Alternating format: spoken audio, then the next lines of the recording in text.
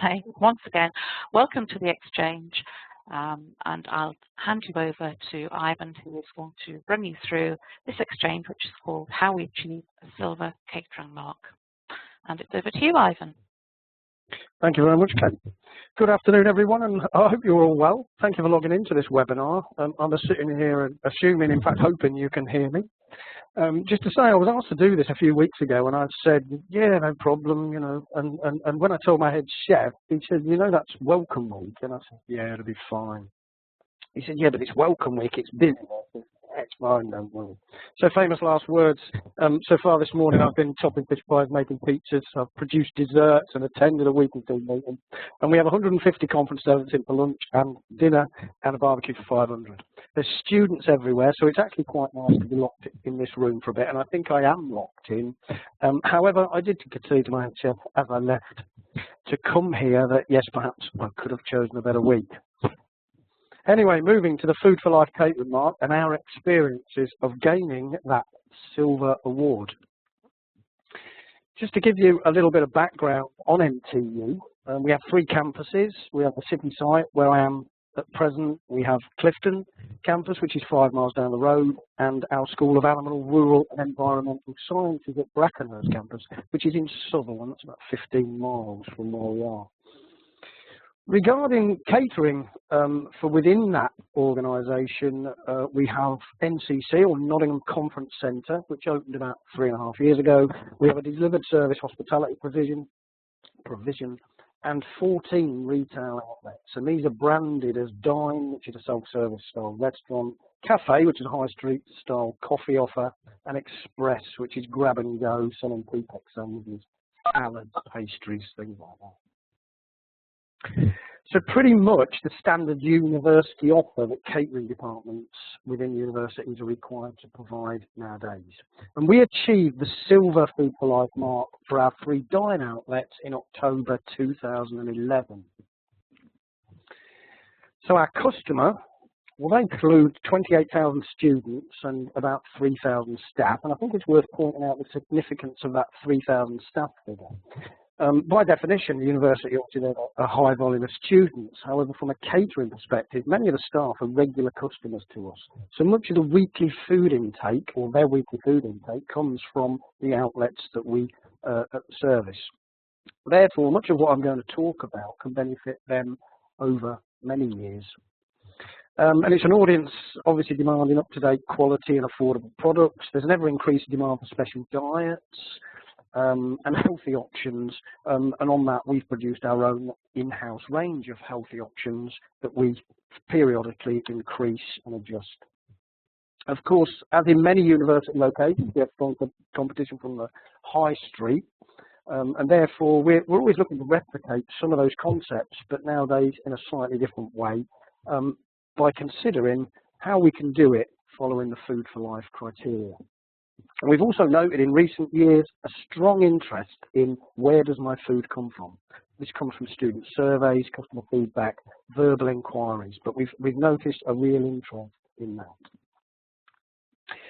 So how did our journey begin? Well, we were originally approached by our university environment team. We've got a great team here in our environment office, and we work closely with them. And they were interested from the point of view of the People and Planet Green League table and the points that we can now gain from the sustainable food section of that. We also had a lot of corporate interest in our conference centre, especially from the public sector. Notts County Council, we did conferences for those, Notts NHS Trust, and they were very interested in our sustainability credentials and where our food comes from regarding buying local, etc. Our Future Factory department within the university also invited in John Hughes, who's the catering manager at Nottingham Trent Hospitals, to talk us through his experiences, as they had already achieved bronze, I think, in around 2010. And John said that he was very sceptical about the scheme when he first heard about it. And I must admit that with no reflection on John's talk, that even having listened to him, I was still questioning how in such a diverse operation as ours we could actually achieve this. So then we invited Mike Bond, the head of the Soil Association, down, and he talked us through it. He had a look round, and he must have spent a good 2-3 hours talking us through the history of the scheme, how it began, and the whole sort of ethos of fresh food you can trust. He also sort of broke it down for us and said that you don't have to go for just a particular cafe. Sorry, you don't have to go for a full environmental setup. You don't have to every outlet in your organisation. You can go for a particular cafe or dish on the menu, and then over time probably increase that to other areas. He also pointed out that it would be difficult in certain areas, some of our cafes and things where you've got pre-packed bought-in sandwiches, bought-in cakes, things like that, that you would find it difficult to tick the Food for Life box. So after this conversation, I was quite enthused, and we went away and said, you know, we realised that we could actually achieve something here, and we set out and decided to go for it and enter into the process. And when we looked in detail at the criteria, we realised that we were doing some great things, but we weren't telling the customer. And we weren't really getting the recognition for the good we were doing. So we looked at the criteria, which I'll run through quickly in a second, and we realised that we were doing a lot of the bronze and some of the silver. So we decided to take the big step of actually targeting silver. So as I said, the criteria, and I'll quickly run through it, you have to get fulfill all the bronze criteria, even if you're going for silver and gold. So the bronze, which covers a great number of topics and does a lot of good. So even at bronze, you're ticking a lot of good boxes.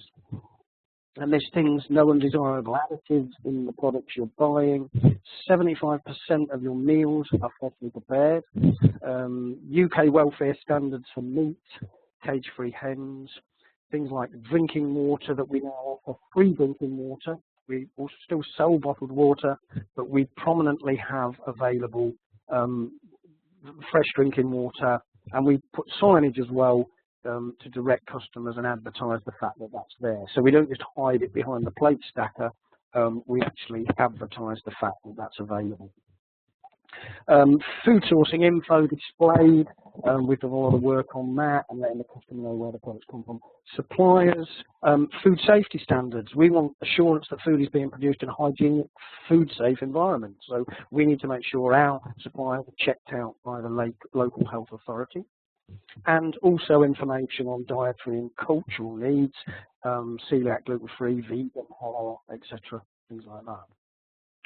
So that's the bronze criteria, and then you move from silver and gold, and that's broken down into 3 sections, and this is a points-based system, and you get so many points for achieving in these areas. So there's sourcing environmentally sustainable and ethical food, and that includes things like free-range, organic, fair trade, MSC, things like that.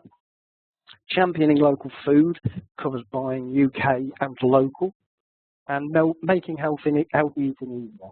So there's steps to minimise salt, serving main meals with a portion of vegetables and salad, and steps to serve meat in moderation.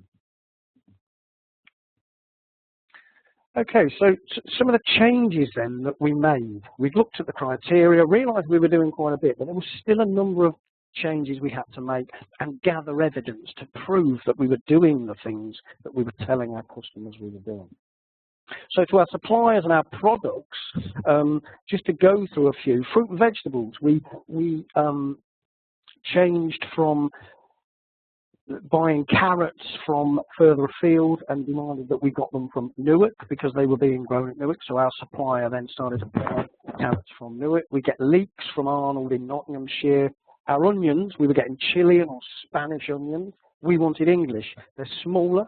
And my chefs complained at first that they took longer to prepare, and I'm sure the suppliers that peel them on occasions for us also had quite a lot to say about it. However, they were English and they are local. The mushrooms we used, they come from Southall, and we also now get English apples. I said, why is it that when there's so many varieties of apples dropping off trees in this country, do we still get apples from France and other places? So now we use English apples. And wherever possible, we use British and in-season, UK and British products, wherever in season. With regards to our fresh meat and poultry, This was something that we were doing quite well on anyway. Most of our meat was already coming from the East Midlands, from predominantly Derbyshire and Nottinghamshire. The problem we had was the chicken we were getting was quite inconsistent. Sometimes it was British, other times it would be from Holland, and we noticed on the packaging the NL stamp. So this was something that we got and dealt with the suppliers, sat down with them and said that we demand getting English chicken all the time. And we now do. So all the meals we serve contain English chicken, and that comes from Norfolk. It's not local, there's not that much chicken production within Nottinghamshire, however it is British. So all our meat comes from the East Midlands and our chicken comes from Norfolk. Sausage and bacon. Now bacon was a big problem. Having spoken to other people involved in the mark, that everybody was finding it hard to get farm assured bacon. So originally I set up a separate supply, but the supplier was providing me with one product and it just simply wasn't practical at all. So I managed to converse with one of our suppliers and managed to get farm assured bacon after quite a long time at a good price, an affordable price. Yes, there was a slight increase, but it was still affordable. With regards to the sausage, we wanted a red tractor sausage that had farm assured pork, and so we went to our meat supplier and said, could you produce that for us? The other thing that that sausage didn't want to have in it was monosodium glutamate, MSG, because this is one of the banned substances. So they designed for us a sausage, a British sausage using farm assured pork, and that sausage is now on our breakfast menu along with our farm assured bacon. Eggs and milk. All our eggs and milk here are organic. So all the dishes that we produce, if you make a Yorkshire pudding here, it has organic eggs and milk in it, and we're soon looking to move towards organic flour. With regards to the organic milk, that was quite an easy fix, and I managed to get a 4 pint of organic milk for about 9p more than I was paying for semi-skimmed normal milk. And eggs, we flicked between organic and free range, and one of the reasons for that is that we were fortunate enough to set up a supply, a wonderful lady in Lincolnshire with organic egg production, and for quite a period of time we did use her. I went out, visited her farm, it was fantastic, and it was one of the great stories of this scheme. Cooking oil, we use our oil. Now that's produced in the Cotswolds. It's rapeseed oil, cold pressed rapeseed oil, and I was a bit sort of touchy about, do we really want our oil coming all the way from the Cotswolds? But we actually found out that Notts County schools, all their schools use this product, so we really jumped on the back of that. So our oil is delivered straight from the farm. And bread, finally, another product. We bought on a local bread supplier in Derbyshire, again, and that was about 18 months ago. A lot of the bread we were buying previously was frozen, so now we've got daily baked bread fresh. And another thing we did there, our bread supplier and our meat supplier are pretty much across the road from each other. So at our Brackenhurst campus at Southall, what I asked was if there was any possibility on cutting down the miles there by sending it all on one vehicle. They're quite small users at Brackenhurst, so we did that, and now our meat and bread are delivered on the same wagon. Communicating with the customers. We made great changes here, and one of the main aims of this process is communicating with the customer about the food that you are serving them. And as I said earlier, we felt we were doing a lot, but we weren't shouting about it or just not communicating it through to the customer. So we did various things on this. Our menus, when we produce our menus now that we put on show to the customer, we came up with a key system, and on that we display things like Red Tractor, MSC fish, halal, gluten-free, vegan, vegetarian. And that sort of gave the customer the information, but it also meant that those sort of questions that sometimes they would ask at the point of service, they were actually aware of that information prior to making a purchase. So it tended to speed up the operation and the service a little. Vegetarian, what we've done is we put the vegetarian item first on the menu. So people often look at a menu and the vegetarian is 5 down at the bottom, they never read it. So at least by putting it top of the menu, they have to read it. If they choose to skip it, that's fine. But quite often I've heard people say in all walks of life, well, that veggie actually sounds quite nice. Or somebody will be eating it and they'll say, wow, that looks nice. So there is an interest in vegetarian, and I think there is a need to promote it. And that's one of the steps we've taken to do that. We had wall posters done, so we were given info on our products, and these were pictures of our actual food. We did some photography with the university photographer, and things like our fish and chip Friday, breakfast, things like that, as you can see there, they were all produced by us, and that is pretty much what you get served within our restaurants.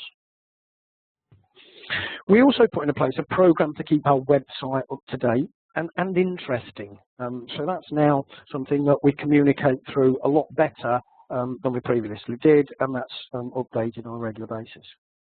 Customer Services of Excellence Award, you'll see in the corner there. That's something that we were awarded, I think, in January of this year. That was quite a strict process, but having the Food for Life Award helped with this project with regards to communicating with the customers and the customer service aspect. We also have a system called CAT Feedback, which is an online feedback system which customers can come with positive and sometimes negative, but not very often, comments. And we endeavour to go back to them within 24 hours to give a response to that. Increasing our catering team's knowledge. We've got a great catering team here at NTU, and I can tell you they're very passionate about what they do. So we've brought in some things here that increases their knowledge, enhances what they already knew. Things such as daily briefings. So the manager of the restaurant will talk to the chef every morning, and they will look and get information on what's in certain dishes, what the seasonal vegetables are that day, things like that. So, such as contains southern mushroom, Derbyshire beef, local carrots, organic eggs, and they will then have a meeting with their staff every morning to give them that information, so that they are tooled with that, equipped to be able to speak to the customer. Communication from the catering team is one of the great tools of this process. We have training sessions on Food for Life. So last week all our staff came in for pre-term training. You see a picture there of that being included, a whole day's training, and part of that was Food for Life. We also do, I do demonstrations and speak to the staff in more detail about Food for Life. We've done supplier visits where we've taken staff to visit the suppliers and where their products come from. Demonstrations, I get us to do quite a number of demonstrations by departments within the university, and I also do demonstrations to our catering staff. Skills training, we did a lot of work on that, and that is always an ongoing thing. So we're ensuring that our chefs are sufficiently skilled in freshly prepared. I do find, I think some people can relate to this, that chefs have become de-skilled over the years due to convenience foods and whatever reason. So just things like chopping vegetables correctly, not overcooking products, steaming vegetables to keep the nutrients and the colour, correct oils and not using too much oil in shallow frying. Just sort of skills training that ensures a better, more nutritious product. We also do a lot of work with the head chefs, sous chefs to improve the sort of menu writing based around Food for Life requirements, so that we come up with a freshly prepared menu that's healthy, seasonal, practical and achievable. And my chefs will tell you that any dish we now plan, that the first thing they consider is how does it tick the Food for Life box.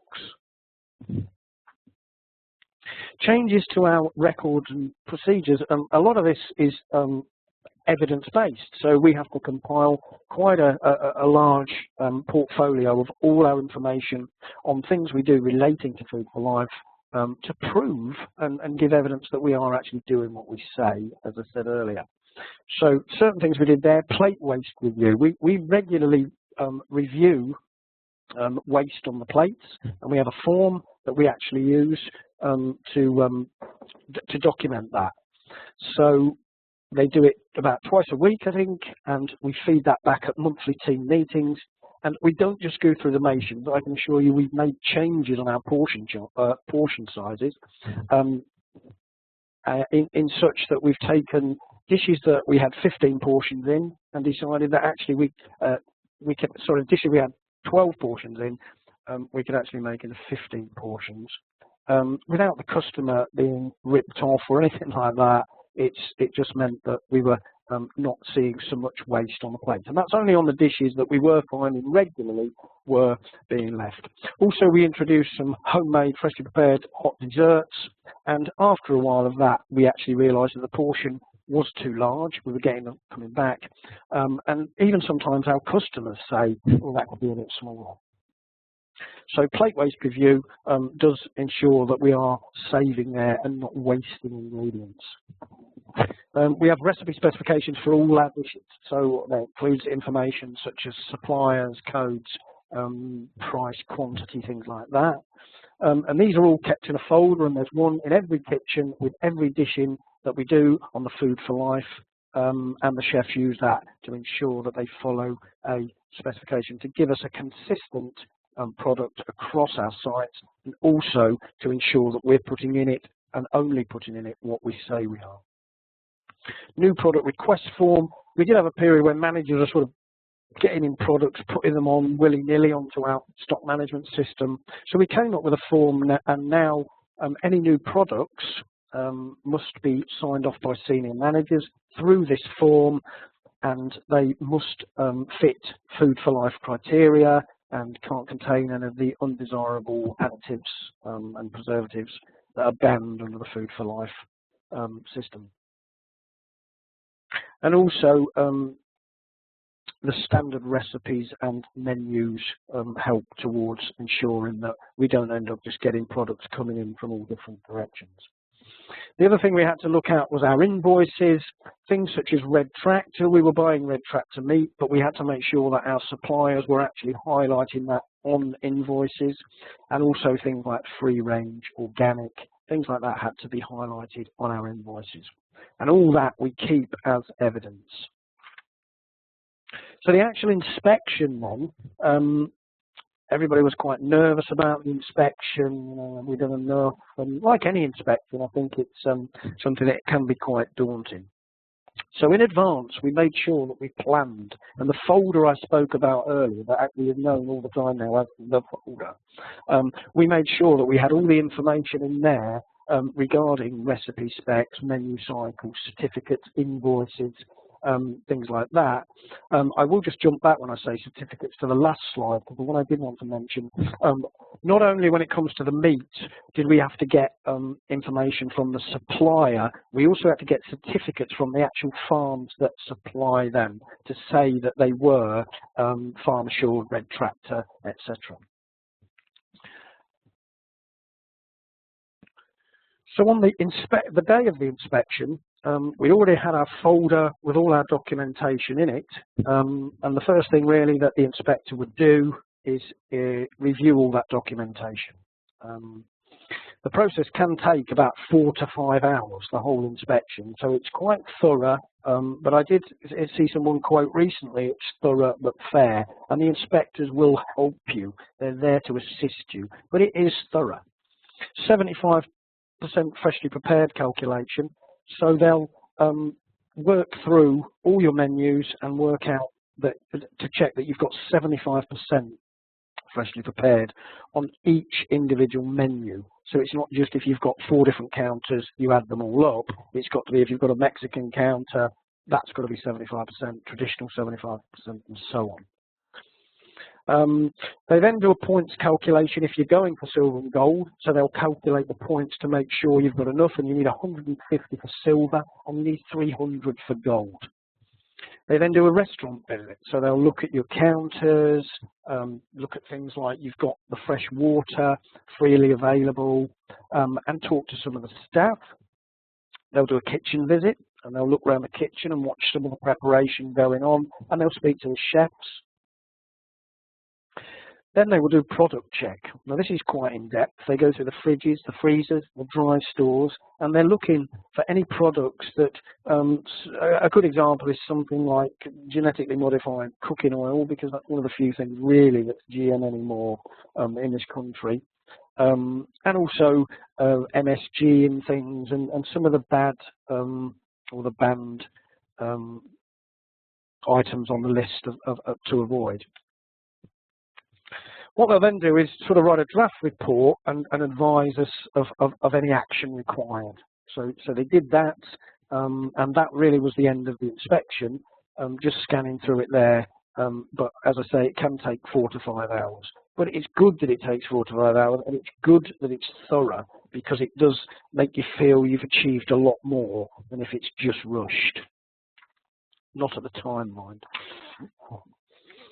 Okay, so following the inspection, you receive a formal report, and that details a timescale for any actions required. And I think you usually get about a month to do any actions that are required. We took about 7 or 8 days to do this. So we looked at the things that we still had to do, all the outstanding actions and evidence, and we sent that back within 7 or 8 days. And we were awarded the Silver Food for Life Mark. And we celebrated that. That was very important that we celebrated it, as we felt proud, and we felt proud of the team for all that they'd done to assist in this process.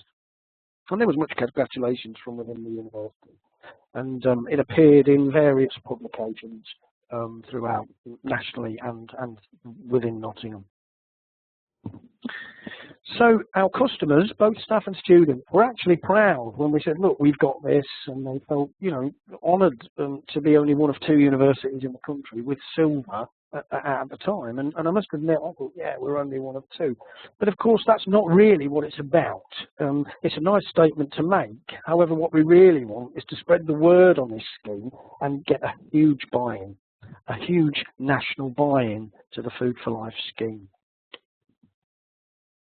So some of the benefits we found from gaining the mark, the customer benefited in such that, you know, improved quality of meals. Without a doubt, the quality of the meals we provide now are better than they were previously. Customer confidence regarding ingredients, they can have that confidence because we know and we tell them what is in our food, because we make it ourselves. We're in control. More information available regarding ethical and environmental issues.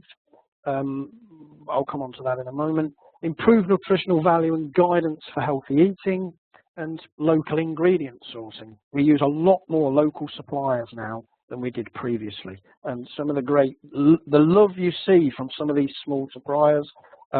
We recently bought on a sandwich supplier based in Nottingham, and that's not under the Food for Life mark, but it's a local supplier, and I visit them, and when I look round, some of them have been there a long time, but they put so much love into the products that they are producing, and it's great to see.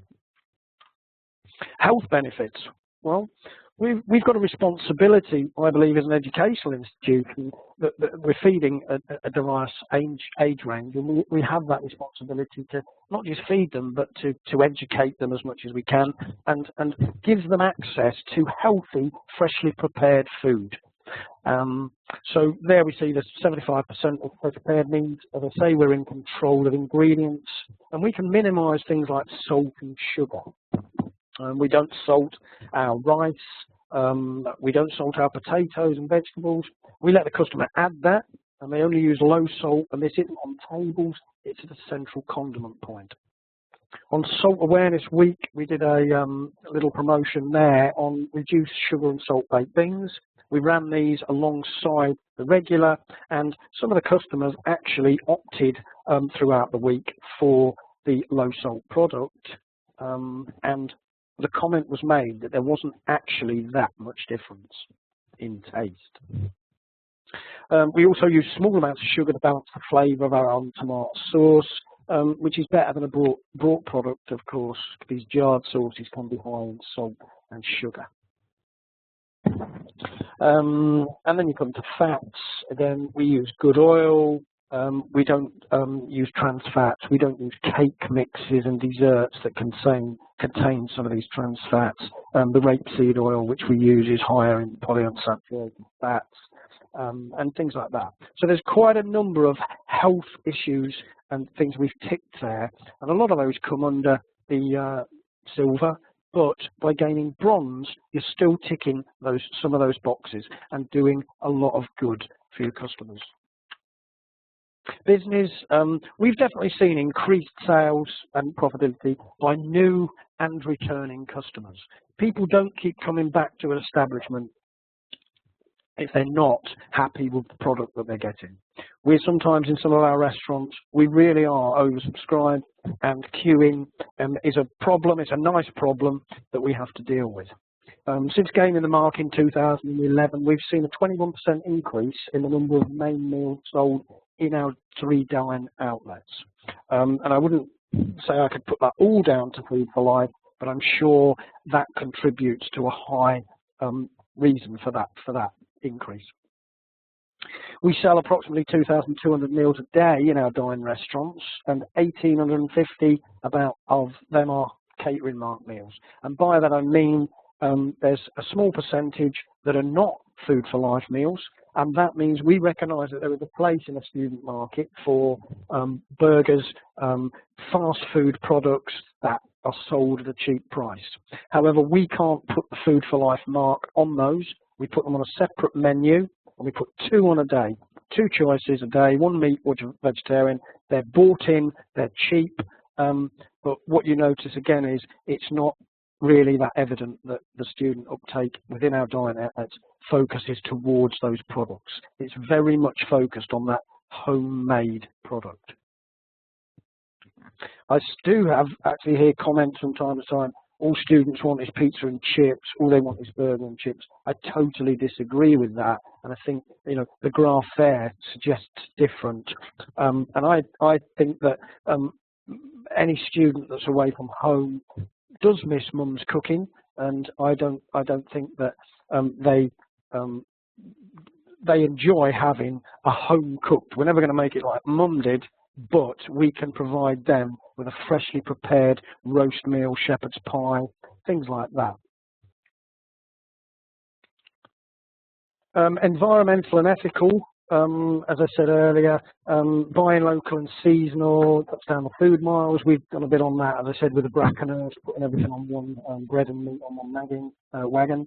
Organic, there are things with organic that better for the environment, keeps the soil healthy, puts less CO2 into the environment. And I think also it does so much for wildlife and for insects with the lack of chemicals in these areas. Animal welfare. A lot of people don't know too much about animal welfare, a bit ignorant to what goes on, But I believe if we choose to breed animals for the food chain or other, then I think we have a responsibility to ensure that they have a life, however short that is void of sort of suffering and cruelty. And fortunately, we have systems in the UK and organisations that, through inspections, can ensure this is so. So I believe we should be buying our meat and animal products from these farm-assured suppliers. With regards to the buying local and the organic and the environmental issues here, one of my team once said, well, it won't make much difference us buying carrots from Newark, and I said, well, arguably you're right. However, this is collectively, we want buy-in into this scheme, and collectively, the more people nationally that are doing this, it will make a difference. We also run within the university a low carbon week. Again, this is encouraged, requested and supported by our university environment team, and we produce a menu that is totally vegetarian and local seasonal produce. And we serve that throughout the low carbon week. Benefits gaining the mark to the catering staff, improves staff morale. I can honestly say that our catering staff fully believe in this and they support the scheme. They were very proud, and believe me, when we got this award, they would not shut up about it. And I think being proud of what you're being asked to serve is vital. You know, there's nothing worse than being asked to stand behind a product that looks bad, is cheap, poor ingredients, and expected to try and sell that to a customer. And I have to say, I do still find this in motorway services.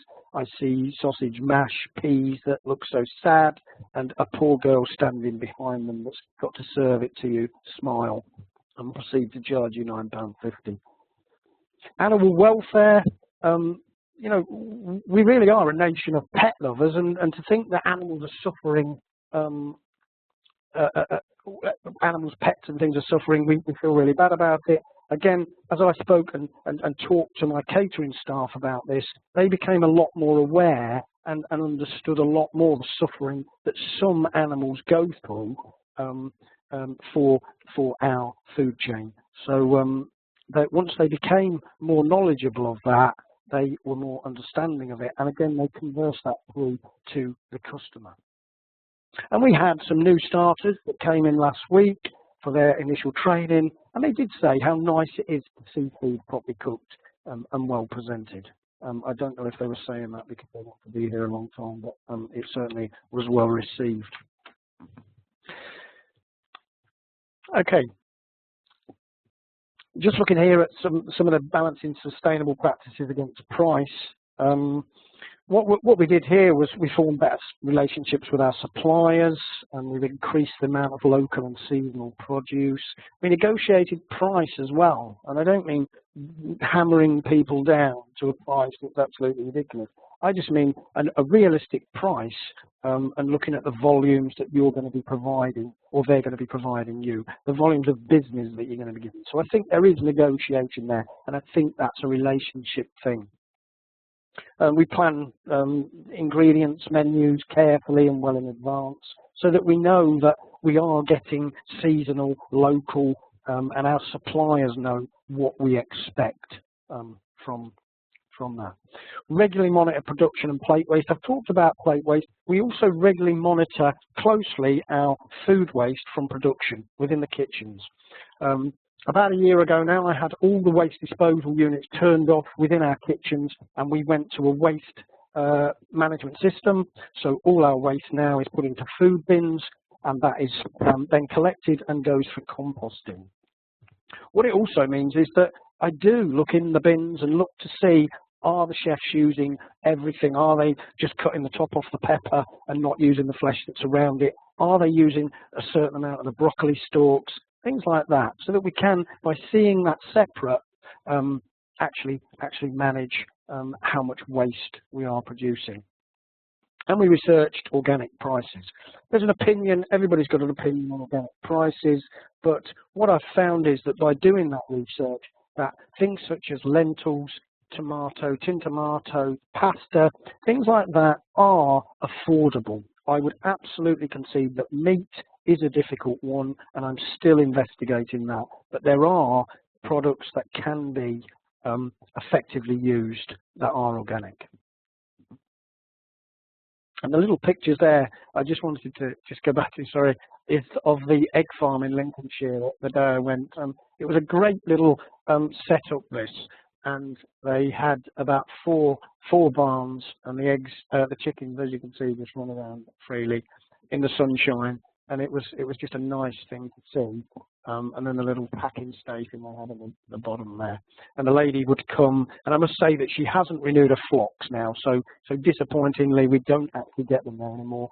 But it was one of the things about being involved in this scheme that I took great pleasure from, when she used to bring a wagon every week and deliver eggs to all our sites. Okay, so what I did here at the end was just really some tips on getting started, and one of the most important things I found was study and understand the criteria. There is a sort of shortened version of it, but then there is a booklet that's more detailed, and I found that actually spending the time to read the more detailed booklet gave us a lot more information. And if you don't understand the criteria, and there were certain parts of it that I certainly went wrong on, it does hinder the process and probably slow it up, and you end up doing a lot of work that perhaps you didn't need to do.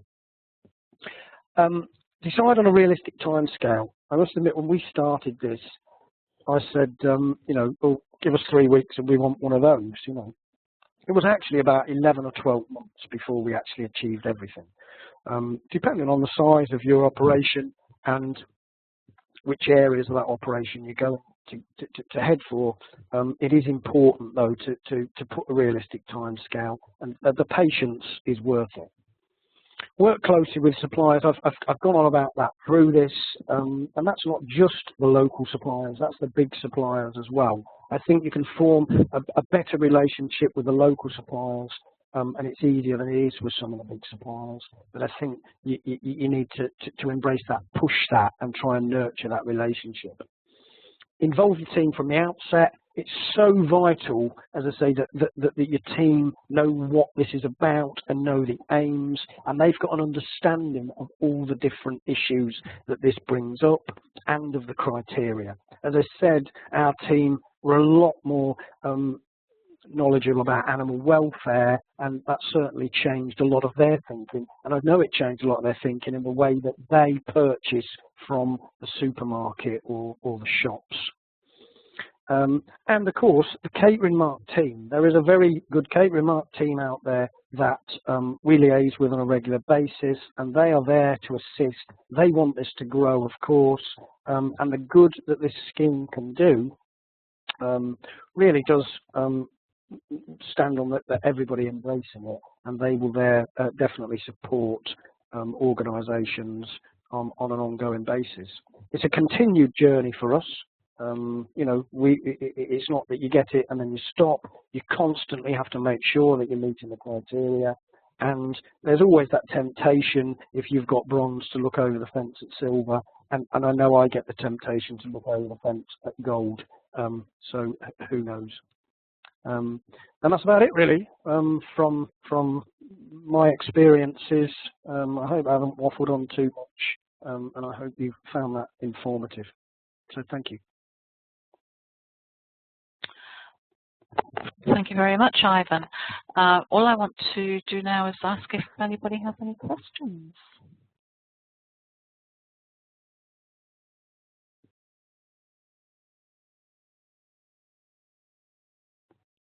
If you have a question, you can type it in the chat box and I can read it out.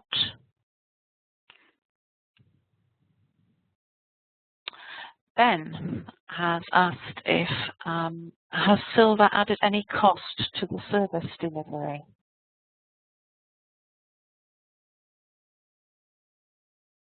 No, I would say it hasn't. Not to the service delivery, only in the respect that, as I said, certain aspects of Silver, there are price increases on certain products. But as I say, some of those were quite small. In fact, most of them were quite small. The eggs that I negotiated, I was paying 1 pence more for an egg. The milk that I use, as I said, I was paying 9 pence more for 4 pints. So you need to pick the right products when you're going into that Silver criteria and balance that out with what you're providing. Thank you, Ivan. Are there any more questions? If you have one, just type it into the chat box and I'll read it out. Ben says, thanks. You are an internal, sorry, are you an internal university team or a contractor? Were you asked to do this by senior management? No, we are internal caterers. I'm very proud of that fact. We cover a whole, as I said, diverse range here of various operations. And no, I wasn't asked at all by senior management to do this. I was just approached by the Soil Association. I filled in a case study based on this, and they then asked me to turn that into this webinar. It's something that I thoroughly believe in, I'm fully behind, and I really do want it to grow. And it doesn't matter if you're a contract caterer, an in-house caterer, it's something that we can all embrace. And that's not just in the university sector, that is nationally, and there's a lot of schools, hospitals, and other establishments that are all getting involved. Thanks, Ivan. Ben says thanks. We're very impressed by the work you've done. Thank you. Are there any more questions from anybody else? Actually, Ivan, I think you've made everybody so hungry. We all want to go and yeah, and make have sure lunch. it's We wish we make were sure having it's food for life you. accredited. Okay. Yeah, you can all come round to my place. Can we? Thanks very much, Ivan. A pleasure. We'll close that down now. Thank you.